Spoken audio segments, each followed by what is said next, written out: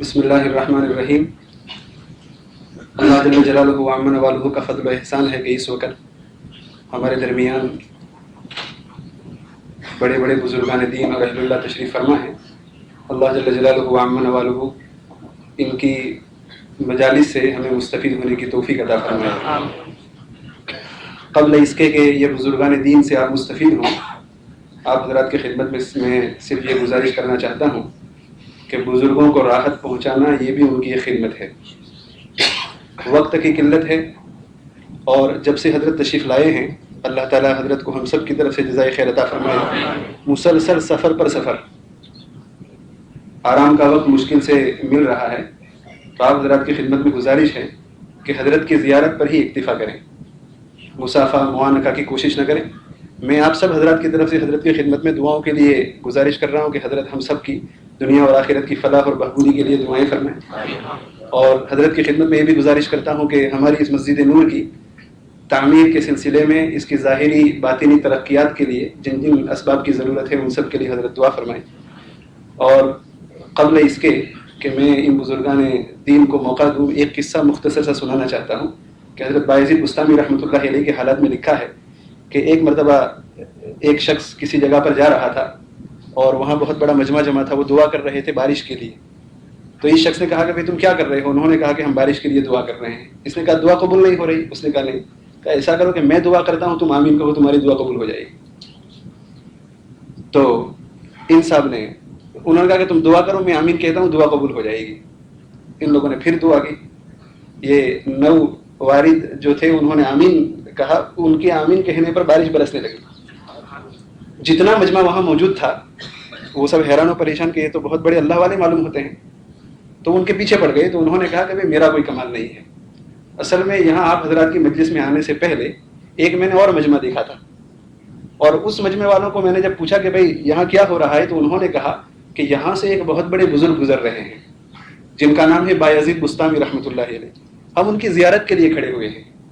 ان صاحب نے کہا کہ میں بھی ان کے ساتھ شامل ہو گیا اور اس مجمع میں شریک ہو کر میں نے بھی حضرت کی زیارت کی۔ جب میں یہاں آیا اور آپ کی پریشانی کو دیکھا تو میں نے اللہ کی بارگاہ میں یہ دعا کی کہ اللہ، جس بزرگ شخصیت اور جس تیرے ولی کو دیکھ کر میں آیا ہوں اس کی زیارت کی توفیق میں میری دعا کو قبول کر دے۔ تو بس حضرت کی زیارت انشاءاللہ ہمارے لیے کافی ہو جائے گی۔ اللہ کرے کہ حضرت کا تشریف لانا ہم سب کے لیے باعث برکت ہو اور ہم سب کے قلوب کی غذا بنے اور ہم سب کی اصلاح کا ذریعہ بنے۔ جزاکم اللہ خیر۔ اسلامک دعویٰ اکیڈمی کا جو حفظ کلاس چل رہا ہے اس میں سب سے پہلا طالب علم جس نے قرآن پاک ختم کیا ہے اسماعیل لسنیا، میں یہ چاہتا ہوں کہ یہ بہت غنیمت ہے یہ موقع، اس وقت حضرت کی موجودگی میں وہ اخیری چند صورتیں تلاوت کریں اور اپنے قرآن پاک کو ختم کریں۔ اعوذ باللہ من الشیطان الرجیم، بسم اللہ الرحمن الرحیم۔ قل اعوذ برب الناس ملک الناس الہ الناس من شر الوسواس الخناس الذي يوسوس في صدور الناس من الجنة والناس۔ بسم الله الرحمن الرحيم، الحمد لله رب العالمين، الرحمن الرحيم، مالك يوم الدين، إياك نعبد وإياك نستعين، اهدنا الصراط المستقيم، صراط الذين أنعمت عليهم غير المغضوب عليهم ولا الضالين۔ بسم الله الرحمن الرحيم، ألف لام ميم، ذلك الكتاب لا ريب فيه هدى للمتقين الذين يؤمنون بالغيب ويقيمون الصلاة ومما رزقناهم ينفقون والذين يؤمنون بما أنزل إليك وما أنزل من قبلك وبالآخرة هم يوقنون أولئك على هدى من ربهم وأولئك هم المفلحون۔ صدق الله العظيم۔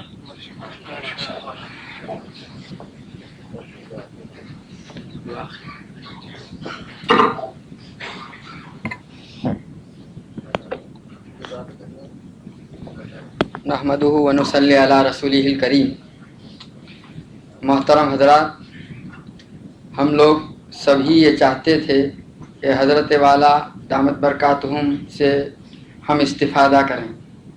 हज़रत की खिदमत में बार बार बेइसरार दरख्वास्त की, लेकिन हज़रत ने हुक्म दिया कि नहीं, वो बात पूरी कर लें। तो वहाँ मेरी बात वहाँ भी हाइल हो गई आपके लिए और यहाँ भी हो रही।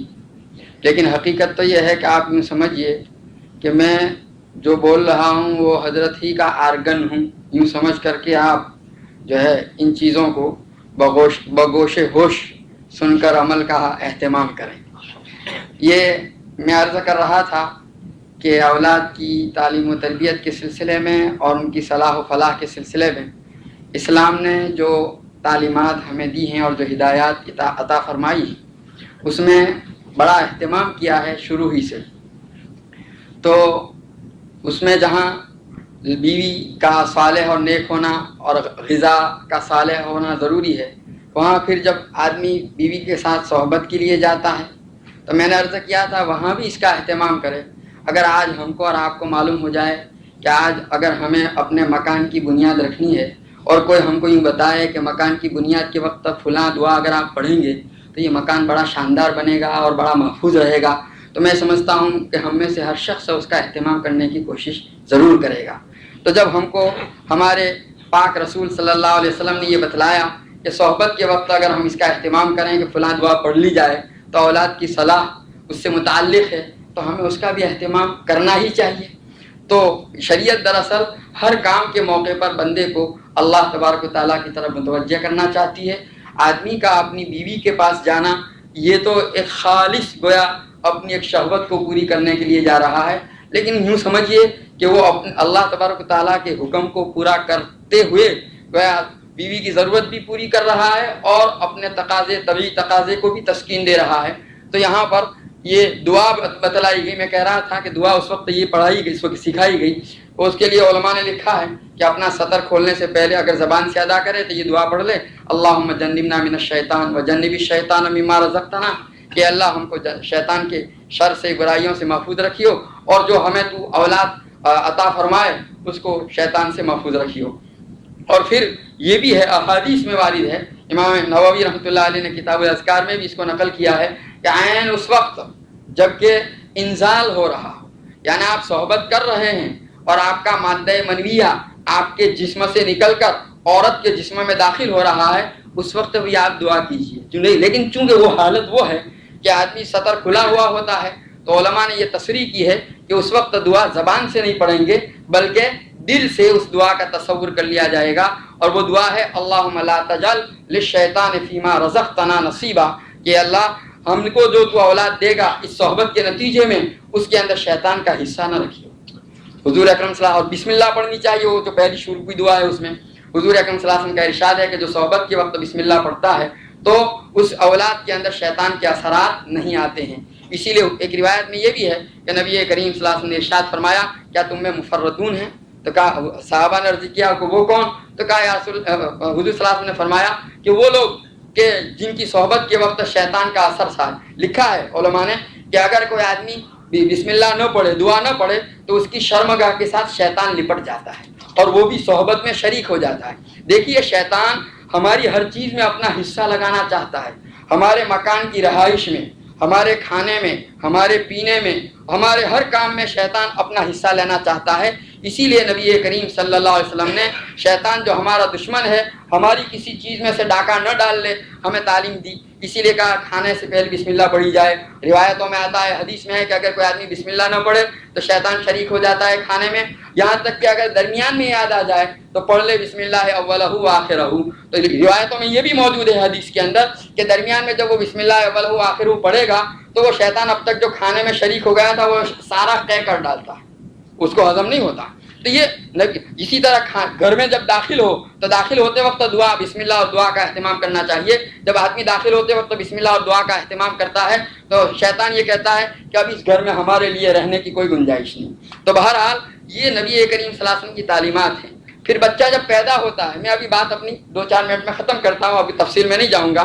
बच्चा जब पैदा होता है तो पैदाइश के बाद نبی کریم صلی اللہ علیہ وسلم نے ہم کو یہ تعلیم دی کہ بچے کو صاف ستھرا کر کے نہلا دھلا کر کے اس کے دائیں کان کے اندر اذان کے کلمات اور بائیں کان کے اندر اقامت کے کلمات کہے جائیں۔ یہ دیکھیے آج کل ڈاکٹروں کی تحقیق یہ ہے کہ بچہ پیدا ہونے کے بعد ماں کا پہلا دودھ اگر اس کو پلایا جائے تو وہ جو باڑ لکوا جس کو کہتے ہیں پولیو اور دوسری بیماریاں اس کو نہیں ہوتی۔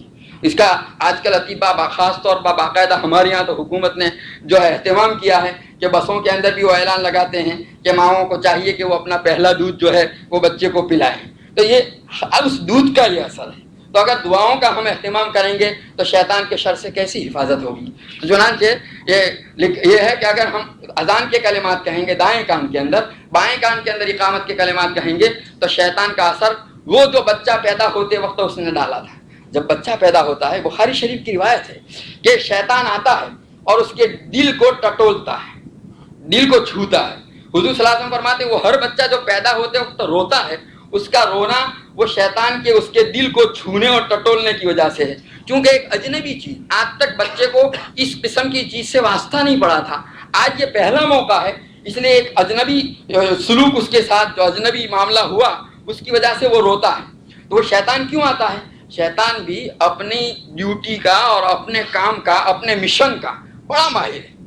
جس طرح شیطان اپنے مشن کا ماہر ہے، انبیاء کرام علیہم الصلوۃ والسلام جو اللہ تعالیٰ نے جن کو رشد و ہدایت کے لیے مبعوث فرمایا، وہ بھی اپنے مشن کے اندر پورے ماہر ہیں۔ شیطان اپنے مشن میں ماہر، دیکھو اگر آج آپ کی بستی میں کوئی ڈاکٹر کوئی نیا کلینک کھولے گا تو جو جتنی دوائیاں بنانے والی کمپنیاں ہیں ان کے ایجنٹ اس ڈاکٹر کے پاس پہنچ جائیں گے۔ کیوں؟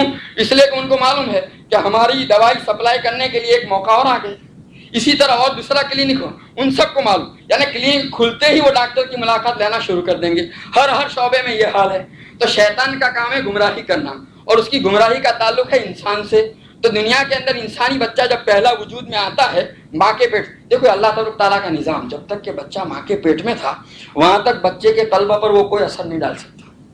ماں کے قلب پر تو ڈال سکتا ہے، اللہ تعالیٰ نے شیطان کو بہت کچھ قدرت دے رکھی ہے، ماں کے قلب پر تو وہ اثر ڈال سکتا ہے لیکن بچے کے قلب پر وہ اثر نہیں ڈال سکتا، اس کو اتنی قدرت نہیں دی گئی جب تک کہ وہ ماں کے پیٹ میں ہے۔ چونکہ دنیاوی احکام دنیا میں آیا نہیں، اس لیے شیطان کو قدرت ماں کے پیٹ سے باہر آتے ہی اب شیطان کو قدرت دی گئی کہ وہ اس کے دل کو ٹٹولتا ہے، چھوتا ہے۔ تو گویا اب شیطانی اثرات اندر آئے، ذرا سے شیطان نے گویا اپنا بیج اندر ڈالنے کی کوشش کی۔ شریعت نے فوراً اس کی تلافی کے لیے ہم کو حکم دیا کہ اب اس کے دائیں کان کے اندر اذان کے کلمات کہے جائیں، بائیں کان کے اندر اقامت کے کلمات کہے جائیں، کہ شیطان کے اس ٹٹولنے اور چھونے کی وجہ سے وہ جو وساوس کا کچھ بیج اندر پڑنا اس نے ڈالنا چاہا تھا اس کو ختم کریں ہم ان کلمات کے ذریعے سے۔ آج ہمارے یہاں ہسپتالوں کے اندر جو ہے زچگی ہوتی ہے، ڈیلیوری ہوتی ہے، یا ڈیلیوری کے موقع پر کوئی اہتمام ہی نہیں کیا جاتا کہ بھئی بچہ پیدا، بہت کم لوگ ہیں جو اس بات کا اہتمام۔ اب ایسی چیزوں کا ہم اہتمام نہ کریں اور پھر یہ شکایت کریں کہ بچے کے اندر شیطان کے اثرات آئے ہیں۔ کیسے؟ اب کوئی بعض لوگ یوں کہتے ہیں کہ بھئی ایک چھوٹا سا بچہ ابھی تو دنیا کے اندر آیا ہے، اس کے کان کے اندر یہ کلمات کے کہنے سے کیا فائدہ؟ لیکن یہ سمجھیے کہ بچے کا جو امام غزالی رحمۃ اللہ علیہ فرماتے ہیں کہ یہ نومولود بچے کا قلب جو ہے، اس کا دل، وہ کوری سلیٹ کی طرح ہے، اور آپ کان کے ذریعے سے جو کلمات اس کے اندر ڈال رہے ہیں وہ اس کے دل پر نقش ہو رہے ہیں۔ آج کل تو یہ کوئی نئی چیز نہیں ہے، بہت کچھ کمپیوٹر کے اندر بھی سیٹ ہو جاتا ہے اور جو ہے ریکارڈنگ کے اندر بھی ہو جاتا ہے۔ اسی لیے علماء نے لکھا ہے، فتاوی عالمگیری میں مسئلہ موجود ہے کہ اگر بچہ، چھوٹا بچہ وہاں موجود ہو، وہ بیدار ہو، تو اس کے سامنے والدین کو جو ہے صحبت نہیں کرنی چاہیے۔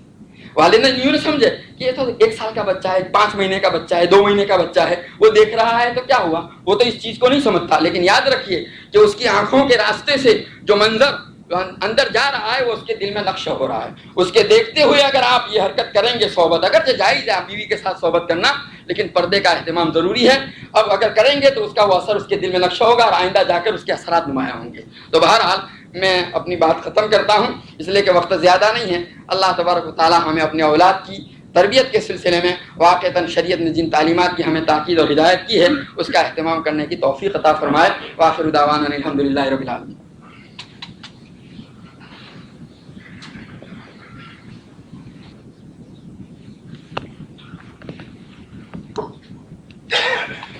بسم اللہ الرحمن الرحیم، الحمدللہ وقفا وسلام علی عباد الذین اصطفیٰ، اما بعد، اعوذ باللہ من الشیطان الرجیم، بسم اللہ الرحمن الرحیم۔ یا ایھا الذین آمنوا قوا انفسکم وأہلیکم نارا. بعد اس کا بیان ہو رہا تھا. مولانا احمد صاحب نے اس آیت کے سلسلے میں کچھ بیان کیا تھا لیکن وہاں بات رہ گئی. میں نے عرض کیا کہ اس کا تکملہ ہو جائے لیکن اب بھی بات رہ گئی.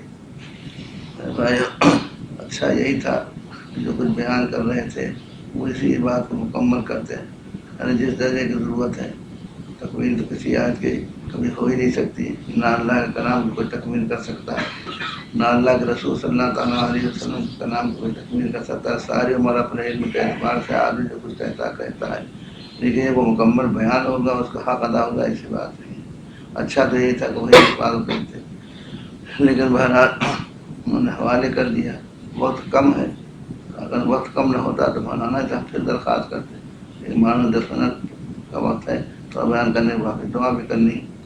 میرے بھائی بزرگوں، دنیا میں کوئی آدمی ایسا نہیں ہے جو اپنا نقصان چاہتا ہو یا اپنے متعلقین کا نقصان چاہتا ہے. ایک فطریت طبعی بات ہے.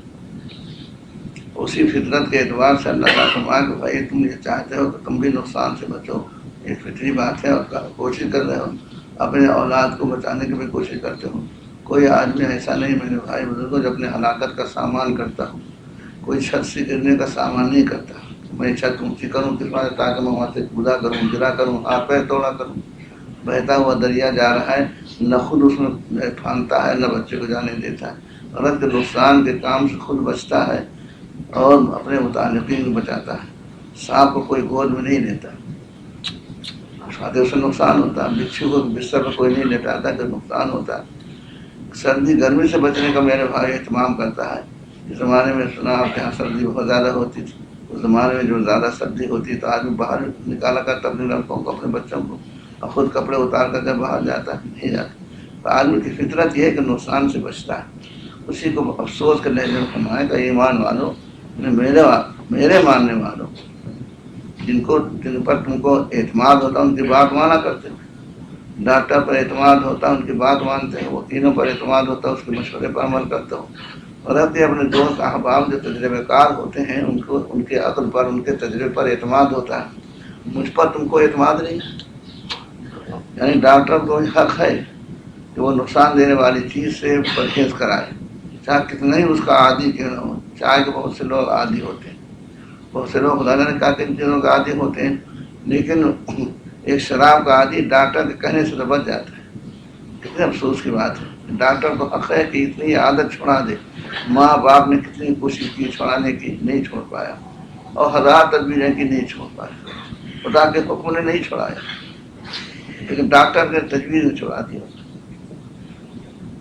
ڈاکٹر کو حق ہے کہ وہ پرہیز کرائے، جو چیزیں اس کو نقصان دیتی ہیں اس نقصان سے بچائے اس کو، اور ہم فوراً اس کو تسلیم کر لیتے کیونکہ ڈاکٹر پہ اعتماد. اس وجہ سے وہ جس چیز سے چھڑانا چاہتا ہے اس چیز کو اس کو نہیں کرتا، آدمی سے بچتا ہے. اور ایسی بات نہیں ہے کہ ڈاکٹر کے سامنے بچ جاتا ہوں اور گھر میں جا کر کے چپ چاپ چوری سے کچھ کھا لینا. تنہائی میں بھی میرے بھائی بزرگوں اس پر عمل کرتا ہے کہ ڈاکٹر نے منع کیا ہے. جلوت خلوت ہر ایک بات، ہر حالت میں وہ ڈاکٹر کی بات مانتا ہے کہ مجھ کو نقصان. تو کہنا بھائی کاغذوں تو بہت عادت، ہاں لیکن ڈاکٹر نے منع کیا. وہ ساری عادتیں میرے بھائی 20-25 برس کی وہ ایک منٹ کے اندر جو ہے ختم ہو جاتی ہیں. کیوں؟ اس واسطے ڈاکٹر کی بات پر اعتماد ہے اور اپنے جسم کی حفاظت کے قدر ہے. بس میرے بھائی بزرگوں، یہی سے ہم اپنے ایمان کا اندازہ کر لیں کہ ہم کو چھڑانے والی بہت سی چیزیں چھڑا دیا کرتے ہیں اور کرانے والے بہت سی چیزوں پر ہم کو آمادہ کر لیا کرتے ہیں. ہم کرتے ہیں میرے بھائی بس یہی سوچیں کہ پروردگار کا بھی کچھ حق ہے یا نہیں، پیغمبر کا کچھ حق ہے یا نہیں. ان کو حق نہیں کہ اپنے بندوں کو ان چیزوں سے بچائیں جن چیزوں کا وبال یہ ہے، جن چیزوں کا انجام یہ ہے کہ ہمیشہ دوزخ میں جائیں. چلیں ہمیشہ کا 1 منٹ کے لیے میرے بھائی بزرگ دوزخ میں جانا معمولی بات ہے. ان کو حق نہیں ہے کہ اپنے بندوں کو، وہ تو شفقت پر مبنی، وہ حکمت پر مبنی، اس کے عقل پر، ڈاکٹر کے عقل اور تجربے پر اعتماد کرتا ہے، اور دوست پر اطمینان کی وجہ سے. کوئی دوست ڈاکٹر تو نہیں ہوتا لیکن بہرحال کیونکہ دوست ہے ہمارا اور اس کی بات پر عمل کرنا ہے تو کہیں اطمینان سبب بن جاتا ہے میرے بھائی، کہیں تجربہ سبب بن جاتا ہے، کہیں اس کے عقل کی اور مہارت سبب بن جاتی. کیا خدا کے اندر یہ ساری باتیں نہیں؟ جتنی خوبیاں انسان کے اندر ہیں میرے بھائی بزرگوں، اللہ وہ تک ہمارے پروردگار کے اندر نہیں. اگر انسان پر اعتماد کرتا ہے تو خدا پر اعتماد نہیں کرنا. اگر کوئی حکیم ہے، کوئی عقلمند ہے، کوئی دانشور ہے، اس کی بات پر ہم اعتماد کرتے ہیں. خدا سے بڑھ کر کوئی تعلیم ہے، حکیم ہے، اس کی ذاتی صفات ہے. نہ علم کبھی اس سے جدا ہوتا ہے، نہ حکمت کبھی اس سے جدا ہوتی ہے. اس لیے میرے بھائی بزرگوں، جس طرح سے ہم جان کی مال کی حفاظت کی صورتیں کرتے ہیں، اپنے ایمان کی حفاظت کی صورتیں کریں، خود بھی بچائیں اور بچوں کو بھی بچنے کا اہتمام کریں. جس طرح ان تمام چیزوں سے جو میں نے مثال عرض کیا، ان چیزوں سے خود بچتا ہے، بچوں کو بتاتا ہے. اور آپ اتنا چلنا ہے، اس کا ہم سے زیادہ آپ حضرات کو تجربہ ہے کہ گھر سے باہر کے جو حالات ہیں اس میں میرے بھائی بزرگوں آدمی کا بچنا بڑا مشکل ہے. لیکن ایسی بات نہیں ہے. جب اللہ نے کسی چیز سے بچانے کا بچنے کا حکم دیا تو اسباب بھی اللہ نے ایسے پیدا کیے کہ ہم بچنا چاہیں تو بچ سکتے ہیں. ایسی بات نہیں ہے. اللہ نے ہم کو اس بات پر قدرت دی ہے، اس بات پر اختیار دیا ہم کو کہ ہم بچنا چاہیں تو بچ سکتے ہیں. شیطان کے حلبے سے بچنا چاہیں بچ سکتے ہیں، بد ماحول سے بچنا چاہیں بچ سکتے ہیں. جن چیزوں سے بچنے کا حکم دیا اللہ تعالیٰ نے، تو بچانے کے اسباب بھی اللہ تعالیٰ نے بنائے. تو من یتق اللہ یجعل لہ مخرجا، جو تقوی اختیار کرنا چاہتا ہے، اپنے آپ کو بچانا چاہتا ہے، ہماری نافرمانی سے بچانا چاہتا ہے، دوزخ سے بچانا چاہتا ہے، تو اس کے اسباب ہیں. دنیا دار الاسباب ہے میرے بھائی. ہر چیز کے اسباب اختیار کرتا ہے آدمی. اپنے لڑکوں کو اپنے آپ کو بچانے کے اسباب نہیں ہمارے خدا.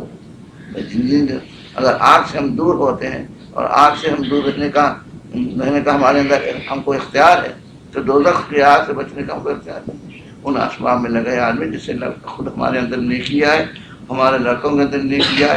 اس کا مشورہ بھی ہمارے مولانا نے دیا تھا کہ بھائی یہاں تو اللہ تعالیٰ نے ایک آسانی ایسے پیدا کر سکتے ہیں جو رکاوٹ ہے دوسری جگہ میں جہاں اپنے گھر کے اندر اگر کوئی اسکول قائم کرنا چاہے اور اپنے معیار مطابق تعلیم دے کر کے جو قانون ہے ان کی تعلیم کا وہ بھی اگر چلتا رہے، یہاں تو بڑی آسانی. ہر جگہ ایسی آسانی نہیں ہے. میرے بھائی بزرگوں، اس کا اہتمام کیجیے اور مشورے سے علماء سے مشورہ کیجیے کیا صورت ہے اختیار کریں. اس کا جو صورت ہے وہ حالات کے اعتبار سے بتائیں کہ آپ بھی صورت اختیار کیجیے، صورت اختیار کیجیے. زیادہ اپنی طرف سے کوئی تجویز تو کر نہیں سکتے، حالات سے زیادہ واقف نہیں. لیکن اس کا یہ اپنے دل کے اندر میرے بھائی یہ بٹھا لیجیے کہ ہم کو ان تمام چیزوں سے بچنا. اس بچنے کے جو بھی اسباب ہیں اور یہاں کے اعتبار سے اللہ تعالیٰ نے جو ہمارے صلاحیت عطا فرمائی ہے، اس اعتبار سے ہم کام کریں. کہاں نہیں کر سکتے، بڑے بڑے چیزیں ہم کر سکتے ہیں. اللہ تعالیٰ نے ہم کو اپنی ایمان کو بچانے کے بہت سے اسباب بنائے. جیسے مولانا نے فرمایا تھا کوئی شادی بیاہ میں خدا جانے کتنے خرافات میں کتنا پیسہ خرچ کرتے ہیں، اور اپنے بچوں کو دین پر ایمان پر قائم رہنے کے بعد کوئی تدبیر نہیں کر سکتے. یہاں کے مشورہ اہل علم سے مشورہ کریں، ان شاء اللہ تعالیٰ وہ سارے اسباب پیدا ہو جائیں گے، سارے سہولتیں پیدا ہو جائیں گی. آخر یہ بھی تو ایک سبب ہی ہے گناہوں سے بچنے کا. جو حضرات یہاں اہتمام کر رہے ہیں، مدرسے قائم کر رہے ہیں، شام کو رات کو پڑھنے کا اہتمام کر رہے ہیں، بڑوں کی تعلیم کا الگ انتظام کر رہے ہیں، بچوں کی تعلیم، یہ بھی ایک انتظام ہے میرے بھائی بزرگوں. اور اس سے زیادہ آسان آپ کو خود اپنے گھر کے اندر انتظام کر سکتے ہیں. ایسا نہیں کہ میرے بھائی کسی کی محنت کا ثمرہ سامنے نہ ہے. جو محنت کرتا ہے اللہ تعالیٰ کو ضائع نہیں کرتی. حضرات نے آ کر کے محنت کی، کوشش کی، آخر یہ صورتیں پیدا ہوئی. اس سے پہلے کہ جو حالات ہیں آپ سنتے ہوں گے یا خود دیکھا ہوگا وہ کیا، لیکن محنت کا ثمرہ سامنے آئے. جگہ جگہ مراکز اللہ تعالیٰ قائم کر رہے ہیں، مساجد قائم ہو رہی ہیں، دینی تعلیم کا انتظام ہو رہا ہے، کثرت سے لوگ حافظ عالم ہو رہے ہیں. تو محنت ہی کا تو نتیجہ ہے. کوشش کی اللہ تعالیٰ نے، اس کو ان کی بڑائی اسباب اللہ تعالیٰ نے پیدا کیے. اور دکان کے لیے آدمی جو ہے کوشش کرتا ہے، دکان حاصل ہو جاتی ہے، جس کا حاصل ہونا بڑا مشکل ہے. ایمان نہیں حاصل ہو سکتا، ایمان کی ترقی کی صورت نہیں ہو سکتی. وہ تو بہت ہی کم خرچ میں، کم محنت پر میرے بھائیوں، کم وقت میں اللہ تعالیٰ ایسے اسباب پیدا کر دیا کرتا ہے. اس وجہ سے میرے بھائی بزرگوں، آپ اس کا اہتمام کیجیے. جو کام دینی یہاں ہو رہا ہے بس اس کو آگے بڑھانے کی کوشش کیجیے، اس کو ترقی دیجیے اور زیادہ آسانی جس میں ہوتی جائے. اور جو صورتیں جن صورتوں کا تقاضا ہو حال کے اعتبار سے ان چیزوں پر آپ عمل کریں. ان شاء اللہ تعالیٰ دین کیسے نہیں جائے گا. اتنی قیمتی چیزیں ہمارے پاس ہیں، 1-1 لاکھ 2-2 لاکھ کی قیمتی چیزیں ہمارے گھر میں، چھوٹی بڑی سب چیزیں ہمارے گھر میں. محنت کی ہے تو ہمارے گھر میں آگے دین نہیں آ سکتا. تو اس میں تو کچھ نہ کچھ محنت کرنی پڑتی ہے. قیمتی کپڑے ہمارے ہاں، زیور ہیں ہمارے ہاں، پاؤن ہمارے ہاں، یہ سب محنت کرنے کے بعد ہی تو ہے. کی ہم نے محنت آ گئی ہمارے گھر کے اندر. اور دین کے اندر محنت کریں گے، دین ہمارے گھر میں نہیں آئے گا. آئے ان شاء اللہ تعالیٰ نے کوشش کیجیے. اسی محنت کا ثمرہ آپ نے دیکھا، لڑکے نے قرآن پاک کیا، اس کی برکات میرے بھائی بزرگوں جو ہوں گی دنیا میں کسی چیز کو برکت نہیں حاصل کی. جہاں قرآن کی تلاوت ہوتے ہیں فرشتے آ کر کے گئے ادھر اس کو سنتے ہیں, دعا کرتے ہیں, گھر والوں پر دعا کرتے ہیں, پڑھنے والوں پر دعا کرتے ہیں. دنیا کی مصیبتیں بھی دور ہوتی ہیں اور آخرت مصیبتیں دور ہوتی ہیں. اس لیے میرے بھائی ان تمام باتوں کا اہتمام کیجیے. اور لیکن اس کے ساتھ میں عرض کروں تو مشورے سے کام, اہل علم اس کام کا جو اہل ہوتا ہے میرے بھائی اس سے مشورہ کرتے ہی آدمی. تو دین کے کام کی کیا صورتیں ہوں, کیا شکلیں ہم اختیار کریں, ہر جگہ علیحدہ علیحدہ شکلیں ہوں. یہ نہیں کہ ایک جگہ دیکھ کر کے آپ جا کر کے اس کے بیچ کر کے اپنے یہاں کام کریں.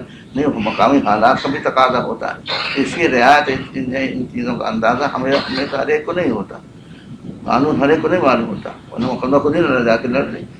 اسی طرح سے میرے بھائیو ہم دین کا کوئی کام کرنا چاہتے ہیں, ہمارے اندر دین آئے, ہمارے بچوں میں دین آئے تو دینداروں سے مشورہ کرنا پڑے گا یہاں کے حالات کیا ہیں. یہ وہ جانے, ہم نہیں جان سکتے. اس لیے میرے بھائی بزرگ جہاں علم جہاں موجود ہیں ان سے ہم مشورہ لیتے رہے کہ یہاں کے اعتبار سے کون سی شکل میں اختیار کریں کہ جس میں چاہے برے گندے ماحول سے محفوظ ہیں. اللہ تعالیٰ ہم لوگ ربنا آتنا في الدنيا حسنة وفي الآخرة حسنة وقنا عذاب النار. ربنا لا تزغ قلوبنا بعد إذ هديتنا وهب لنا من لدنك رحمة إنك أنت الوهاب. ربنا ظلمنا أنفسنا وإن لم تغفر لنا وترحمنا لنكونن من الخاسرين. رب اغفر وارحم وتجاوز عما تعلم فإنك أنت العزيز الأكرم. يا الله ہمارے شکایت کا قبول فرما. یا اللہ ہماری حالت درست فرما, ہمارے سب سے پریشانیاں دور فرما. یا اللہ ہم سے جو گناہ چھوٹے بڑے ہوئے ہیں ان کو معاف فرما. ہمارے ہمارے والدین اساتذہ وسائل تمام مومنین تمام مناسب تمام مسلمانوں کو اللہ جان مال ان کے آبرو عزت کی حفاظت فرما. دین کے لیے جو قربانیاں دے رہے ہیں اللہ عطا قبول فرما. یا اللہ یہاں حاضر آئے ان کے مقاصد و کامیابی نصیب فرما. دور فرما, بیماروں کو شفا دے. یا جو اللہ کے بندے دین کا کام کر رہے ہیں اللہ اور درست فرما. تمام مشکلات دور فرما, آسانی اسباب پیدا فرما, لوگوں کے دلوں کو مائل فرما. اللہ سچا پکا دیندار بنا. یہ بچے نے قرآن پاک ختم کیا اللہ اس کو علم برکت فرما. اور قرآن کا حافظ دین کا محافظ بنا. اللہ آئندہ آنے والی نسلوں کے اندر دین کے ساتھ جاری ہمیں. یا اللہ ہم سب کے گناہوں کو بخش دے. یا اللہ تمام نیک کام کرنے والوں کو مدارس کی مساجد کے جو خدمتیں کر رہے ہیں اللہ ان کے رکاوٹ ان سب کو دور فرما. مساجد تعمیر کر رہے ہیں, مساجد مدارس کو قائم ہو رہے ہیں اللہ غیب سے ان کے حفاظت کا اور غیب سے ان کے تکمیل کا انتظام فرما. یا اللہ جن لوگوں نے ہم سے دعا کے لیے لکھا یا کھایا ہمارے پر ان کا حق ہے, ہم سے توقع رکھتے ہیں اللہ ان سے اے الہ العالمین جب تک زندہ رہے ایمان پر قائم رہے, ایمان پر خاتم.